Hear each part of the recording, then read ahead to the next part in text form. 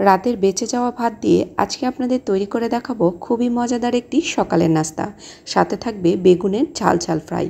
পুরো রেসিপিটির সাথে থাকবেন, আশা করছি আপনাদের কাছে ভালো লাগবে।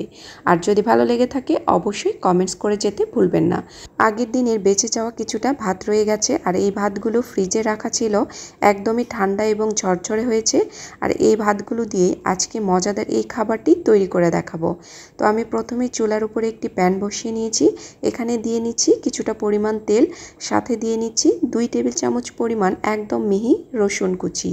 এগুলোকে একটু 1 মিনিটের মতো তেলের সাথে নাড়াচাড়া করে নিয়েছি। 1 মিনিট নাড়াচাড়া করার পরে এর মধ্যে 2 টেবিল চামচ পরিমাণ পেঁয়াজ কুচি দিয়ে নিয়েছি। আরও 2 মিনিট এটাকে রান্না করে নেব। এরপর এর মধ্যে দিয়ে নিচ্ছি কিছুটা পরিমাণ গাজর কুচি। আমি এখানে হাফ কাপ পরিমাণ গাজর কুচি ব্যবহার করেছি।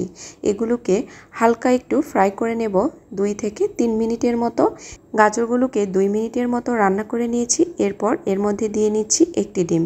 চাইলে এখানে ডিমের পরিমাণ আরও একটি নিতে পারেন। আমি আজকে একটা ডিম দিয়ে এই নাস্তাটি তৈরি করে নেব। তো এখন ডিমটাকে নাড়াচাড়া করে একদমই ছোট ছোট পিস করে নিয়েছি। এরপর গাজরের সাথে সব কিছু মিশিয়ে নিচ্ছি। তো মিশিয়ে নেওয়ার পরে এর মধ্যে দিয়ে নেব সেই রান্না করা ভাতগুলোকে।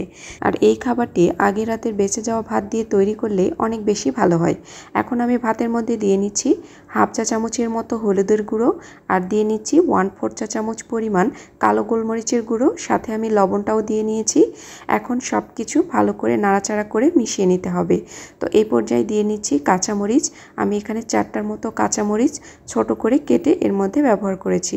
তো সবগুলো এখন ভালো করে একত্রে 3 থেকে 4 মিনিটের মতো হাই হিটে রান্না করে নেব। নামানোর আগে এর মধ্যে 1 টেবিল চামচ পরিমাণ সয়া সস দিয়ে নিচ্ছি। এটা ফ্লেভারের জন্য ব্যবহার করেছি, আপনারা চাইলে স্কিপও করতে পারেন। তো এটা একদম তৈরি হয়ে গেছে ঝরঝরে ফ্রাইড রাইস। এখন তৈরি করে নেব বেগুনের ঝাল ঝাল ফ্রাই। তো তার জন্য আমি একটা বেগুন একদম মোটা মোটা করে কেটে নিয়েছি।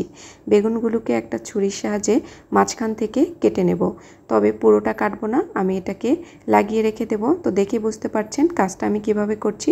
তো সবগুলো বেগুনকে একই রকমভাবে কেটে নিয়েছি। এখন এর মধ্যে দিয়ে নিচ্ছি হলুদের গুঁড়ো হাফ টেবিল চামচ পরিমাণ, লাল মরিচের গুঁড়ো 1 টেবিল চামচ পরিমাণ, আদা রসুন বাটা এর মধ্যে দিয়ে নিয়েছি 1 টেবিল চামচ পরিমাণ, লবণ দিয়ে নিয়েছি হাফ টেবিল চামচ পরিমাণ, দিয়ে নিচ্ছি 1 টেবিল চামচ পরিমাণ তেল। তো ঝালের পরিমাণটা আমি এখানে বেশি করে নিয়েছি, কারণ ঝাল ঝাল ফ্রাই করব। তো সবগুলো উপকরণ বেগুনের গায়ে ভালো করে মাখিয়ে নিতে হবে। আর এভাবে বেগুন ভাজি করলে খেতে কিন্তু বেশ মজাদার হয়। বাসায় অনেকেই তৈরি করেন, তো এভাবে একবার তৈরি করে দেখবেন। তো সবগুলোকে মশলার সাথে মাখিয়ে নিয়েছি। এখন এই বেগুনগুলোকে ভেজে নেব। তো প্যানের মধ্যে দিয়ে নিয়েছি কিছুটা তেল। এখন এই বেগুনগুলোকে তেলের মধ্যে ছেড়ে দেব। তো দেওয়ার পরে আমি এটাকে ঢাকনা দিয়ে 5 মিনিট লো আঁচে বেগুনটাকে রান্না করে নেব। আর কোনো নাড়াচাড়া করব না। 5 মিনিট বাদে ঢাকনা খুলে বেগুনগুলোকে উল্টিয়ে নিতে হবে। তো বেগুনগুলো এক পাশ হয়ে গেছে, অপর পাশটাকে আরও 5 মিনিট রান্না করে নিয়েছি। তো দেখুন বেগুন ভাজা একদম হয়ে গেছে। এগুলোকে এখন প্যান থেকে উঠিয়ে নেব। তো আমি কিছুটা গোল্ডেন কালার করে এগুলোকে ভেজে নিয়েছি। তো একদম তৈরি হয়ে গেছে মজাদার একটি সকালের নাস্তা। তো এইভাবে নাস্তা তৈরি করে সকালবেলা সার্ভ করবেন, দেখবেন সবাই অনেক বেশি মজা করে এবং তৃপ্তি করে খাবে। একটু ভিন্নভাবে এই নাস্তাটি তৈরি করেছি, খেতে বেশ মজাদার হয়। আজকের রেসিপিটি আপনাদের কাছে কেমন লেগেছে? ভালো লেগে থাকলে অবশ্যই আমার চ্যানেলটিকে সাবস্ক্রাইব করে যেতে ভুলবেন না। আপনাদেরকে অনেক অনেক ধন্যবাদ যারা আমার চ্যানেলে এসে আমার চ্যানেলটিকে সাবস্ক্রাইব করেছেন। তো এই পর্যন্তই, সবাই ভালো থাকবেন। আবারও দেখা হবে নতুন কোনো সহজ রেসিপিতে। আল্লাহ হাফেজ, আসসালামু আলাইকুম।